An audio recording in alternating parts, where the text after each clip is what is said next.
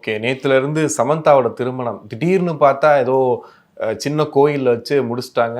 பிரம்மாண்ட திருமணம் ஒண்ணு பார்த்தோம். இந்தியாவிலே பெரிய திருமணம்னாங்க.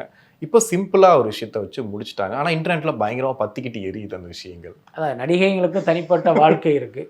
அதே மாதிரி அவர்களுடைய வாழ்க்கை, முதல் திருமண வாழ்க்கை தோல்வி அடையும் போது பார்த்தீங்கன்னா அப்புறம் இன்னொரு வாழ்க்கை அப்படிங்கிறது அது ஒரு இயல்பான ஒன்று தானே. இப்போ அவர் யாரை திருமணம் பண்ணாரோ அவரே இன்னொரு பெண்ணை திருமணம் பண்ணிக்கிட்ட போது சமந்தா மட்டும் காலம் முழுக்க அவர் நினச்சிக்கிட்டு உட்கார முடியாது. அப்போ அவங்களுக்கும் ஒரு வாழ்க்கை இருக்குது. அதுக்கு ஏற்ற மாதிரி அவங்க ஒரு வாழ்க்கை துணையை தேர்ந்தெடுத்துட்டாங்க. அதுக்கப்புறம் நீங்கள் சொன்ன மாதிரி முதல்ல ஒரு திருமணம் பிரம்மாண்டமாக நடந்தது, அடுத்த திருமணத்தையும் சிம்பிளாக பண்ணீங்க அப்படின்னா அதில் வந்து ஒரு பெரிய ஒரு உளவியல் காரணம் இருக்குது.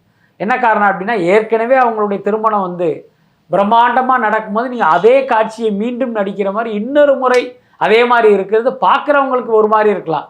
ஆனால் அவங்களுக்கு என்ன மாதிரியான ஒரு பெயினை கொடுக்குங்கிறதே நம்ம யோசிச்சிருக்கணும். ஸோ அதன் காரணமாக வந்து அந்த மாதிரி ஒன்றும் வேண்டாம், இதை நம்ம சிம்பிளாக பண்ணிக்குவோன்னு கூட அந்த முடிவை அவங்க எடுத்திருக்கலாம். பட் வாட் எவர் இட் இஸ், சமந்தாவுடைய இந்த முடிவை வந்து நம்ம அக்செப்ட் பண்ணிக்கணும்.